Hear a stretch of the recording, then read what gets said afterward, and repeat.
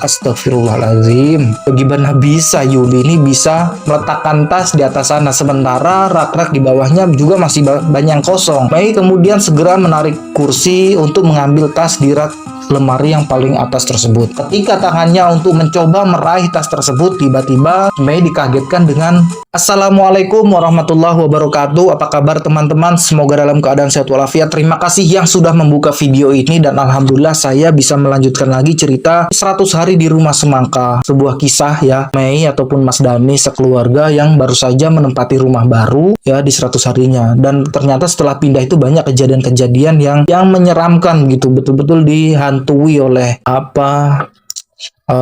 rasa takut yang disebabkan oleh munculnya sosok-sosok yang menyeramkan gitu. Jadi ini adalah cerita lanjutan dari episode yang sebelumnya. Jadi sebelum nonton ini sebaiknya nonton yang ini dulu. Tapi kalau misalkan nggak juga nggak apa-apa. Jadi jangan lama-lama, kita lanjut saja ke ceritanya.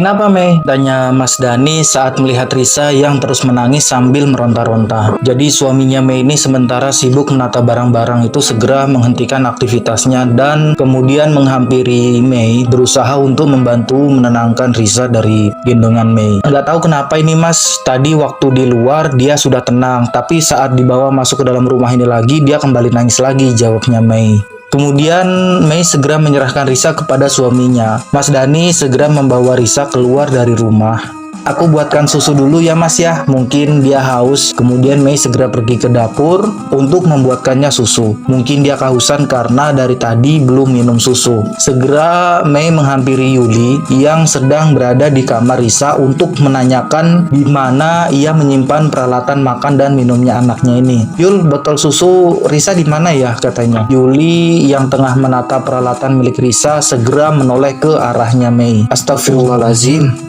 Kemudian segera berlari meninggalkan kamar anaknya. Dengan kaki bergetar, Mei berlari kecil menuruni anak tangga. Pak Yapto, tolong Pak, itu si Yuli, teriaknya. Sembari berlari mencari keberadaan Pak Yapto, laki-laki yang bekerja sebagai tukang bersih-bersih dan penjaga rumahnya itu. Pak Yapto yang sedang berada di garasi segera berlari tergopoh-gopoh masuk ke dalam rumah dan menghampiri Mei.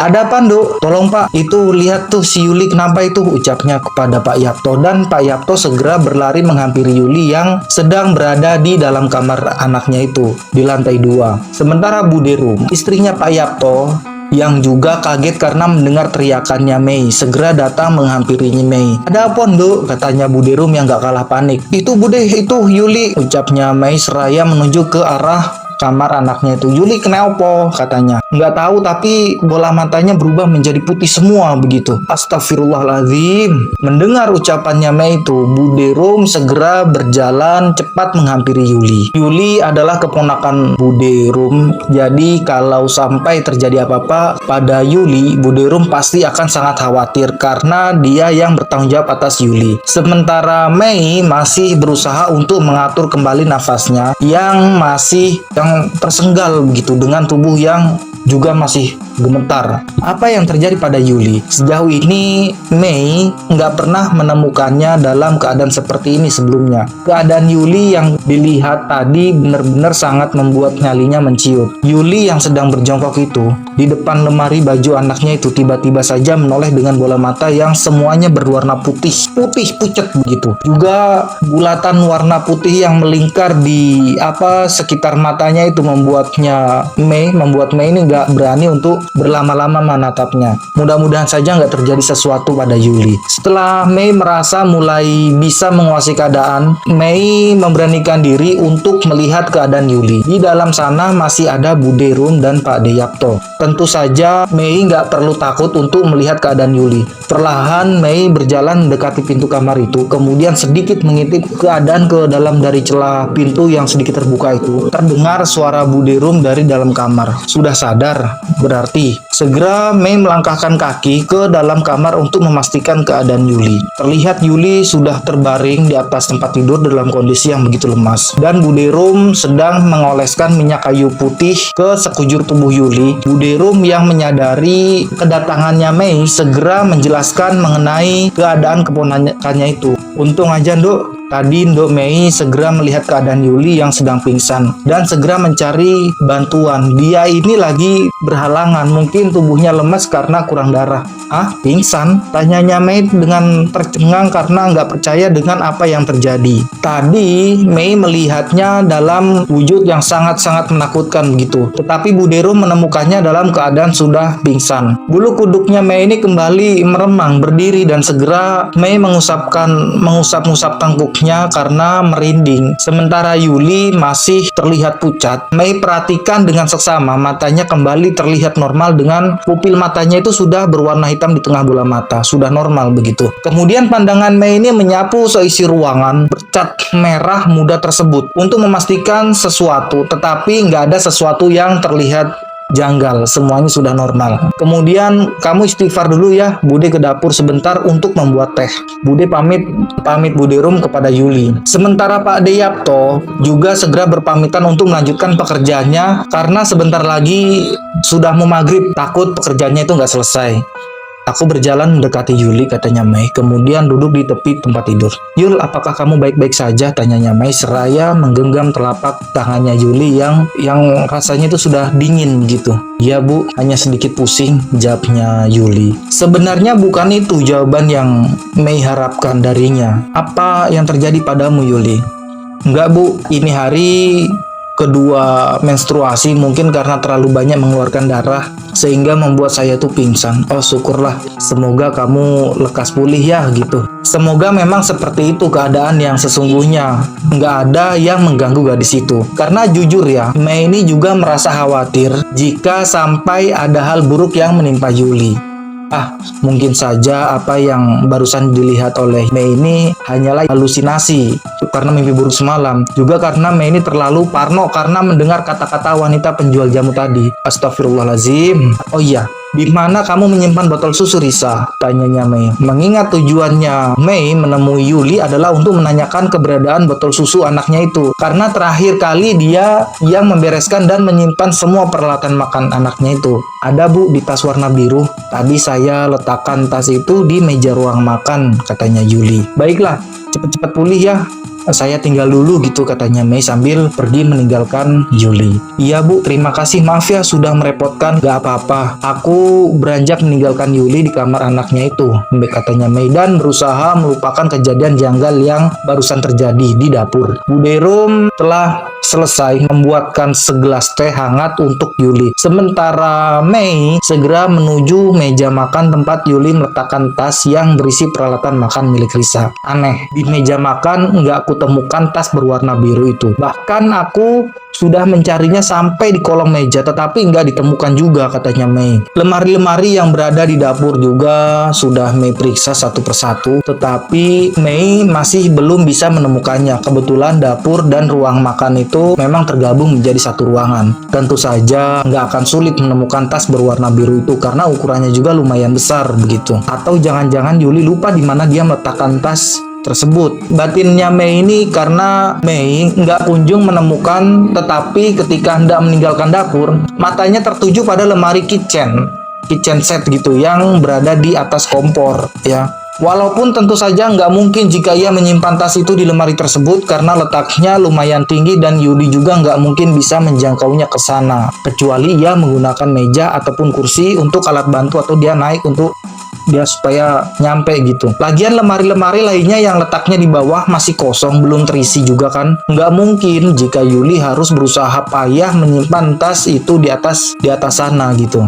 Karena nggak ada salahnya untuk memeriksanya, karena terdorong oleh rasa penasaran, akhirnya Mei ini membuka lemari di atas tersebut. Mei sampai bersusah payah untuk berjinjit demi bisa membuka pintu-pintu lemari tersebut. Dan benar saja, tas berwarna biru itu berada di dalam lemari tersebut dan letaknya berada di rak yang paling atas. Astagfirullahaladzim. Bagaimana bisa Yuli ini bisa meletakkan tas di atas sana, sementara rak-rak di bawahnya juga masih banyak yang kosong. Mei kemudian segera menarik kursi untuk mengambil tas di rak lemari yang paling atas tersebut. Ketika tangannya untuk mencoba meraih tas tersebut, tiba-tiba Mei dikagetkan dengan bunyi suara prang gitu. Ternyata bunyi itu berasal dari gelas kotor yang berada di dekat wastafel yang tiba-tiba saja terjatuh dan kemudian pecah, kacanya berhamburan di atas lantai. Astagfirullahaladzim. Seraya memegang dadanya karena kaget ya, segera Mei ini menarik tas yang berada di atas itu. Kemudian segera turun, Mei ambil sapu di belakang guna membersihkan serpihan kaca tersebut. Takut nanti ada yang menginjaknya dan kemudian bisa melukainya begitu. Karena hendak menjongkok untuk mengumpulkan beling yang berukuran besar, nggak sengaja matanya Mei ini menangkap sepasang kaki yang sedang berjalan di taman belakang begitu. Karena penasaran siapa orang yang sedang berada di taman belakang itu, Mei segera bangkit dan menengok ke belakang. Tetapi Mei semakin dibuat terkejut karena rupanya di belakang itu nggak ada siapapun gitu. Karena kalau seandainya tadi beneran ada orang, nggak mungkin orang itu bisa melompati pagar setinggi 4 meter. Karena sekeliling rumah itu dibatasi dengan pagar setinggi 4 meter. Atau jangan-jangan ada maling yang masuk ke dalam rumah begitu. Astagfirullahaladzim, lirihnya lagi. Kemudian segera menyelesaikan pekerjaannya itu dan segera meninggalkan dapur. Bahkan Mei sampai nggak jadi membuatkan susu untuk anaknya itu karena ketakutan. Mana susunya? Tanya Mas Dani yang mendapati Mei yang datang dengan tangan kosong. Sementara Risa terlihat sudah mulai tenang dalam gendongan ayahnya. Anu mas, belum aku buatkan. Ayo kita masuk dulu, sebentar lagi petang. Kemudian segera mengajak Mas Dani untuk masuk ke dalam rumah. Kita ke dapur dulu ya mas ya, aku mau ditemani, ucapnya Mei lagi. Kan ada Bude Rum, kamu kok kenapa jadi mendadak takut seperti itu? Maklumlah mas, namanya juga ini kan rumah baru ya, masih belum bisa beradaptasi begitu. Bude Rum sedang menjaga Yuli karena barusan dia pingsan. Yuli? Katanya, tanya Mas Dani dengan rasa heran. Tadi dia terlihat baik-baik saja mas. Dan sehat-sehat saja kok, maklum mas, lagi datang tamu bulanan. Kemudian Mei ini berjalan masuk langsung menuju kamar, diikuti oleh Mas Dani di belakangnya. Kebetulan Risa sudah nggak menangis rewel lagi karena dibawa masuk ke dalam rumah. Lagi-lagi Mei dibuat gak percaya dengan tas biru yang tadi sudah diletakkan di atas meja tiba-tiba sudah berada di tempatnya lagi. Kemudian Mei hembuskan nafas panjang-panjang, kemudian segera membuka pintu lemari kitchen set yang berada di atas kompor itu. Dan benar saja seperti dugaannya, tas itu kembali di tempatnya semula. Nah kan, padahal sudah jelas-jelas tadi itu sudah mengambilnya dan meletakkan di atas meja supaya gampang ngambilnya itu, begitu kan. Nah, mas, tolong ambil itu tas biru. Tas biru itu, botol susu Risa berada di sana. Kemudian Mas Dani segera menyerahkan tas pada Mei. Kemudian mengambil tas yang berada di lemari paling atas itu. Ini katanya. Mei segera menyerahkan Risa padanya kemudian bergegas membuatkan susu. Sementara Mas Dani terlihat sedang mendudukkan Risa di meja ruang makan dan mereka berdua terlihat sedang bersenda gurau. Mas, apakah kamu juga mencium bau singkong bakar? Tanyanya saat tiba-tiba aroma singkong bakar itu dibakar menguar begitu kuat. Ya, mungkin Pak Deyapto sedang membakar sampah jadi tercium aroma seperti ini. Oh gitu jawabnya Mei. Selesai membuat susu, kemudian segera menyerahkan susu hangat itu pada gadis kecilnya. Dan benar saja Risa segera menyesap dot yang baru saja Mei berikan itu. Mas, bagaimana kalau besok kita mengadakan pengajian, usulnya Mei. Gak masalah, tapi rumah para tetangga kan agak jauh ya. Nanti kita undang beberapa saja. Hanya sebagai syarat, sebagai tanda syukur kita. Juga kita doakan semoga rumah yang kita tempati ini akan membuat kita nyaman dan membawa keberkahan untuk keluarga kita. Ya, terserah kamu, aku ikut saja, katanya Mei. Pak Yapto bakar sampah di mana? Hati-hati ya, jangan sampai menyambar rumput di samping rumah, takutnya nanti merembet kemana-mana. Enggak, saya nggak bakar sampah pak, besok saja sekalian, jawab Pak Yapto. Kemudian segera berjalan menuju gudang belakang. Mendengar jawaban dari Pak Yapto, Mei dan Mas Dani ini saling menatap sejenak begini. Mendadak terdengar suara seorang wanita tertawa, tetapi suaranya itu sangat nyaring, melengking begitu. Dan mata mereka berdua segera tertuju pada halaman belakang rumah mereka. Terlihat sesuatu seperti bayangan berwarna putih menjauhi pohon mangga yang berada di belakang rumah. Astagfirullahaladzim. Ya, terima kasih yang sudah menyaksikan video ini. Nanti lanjutannya akan dilanjutkan. Pantengin terus dan di subscribe ya, supaya nggak ketinggalan episode-episode yang selanjutnya. Assalamualaikum warahmatullahi wabarakatuh.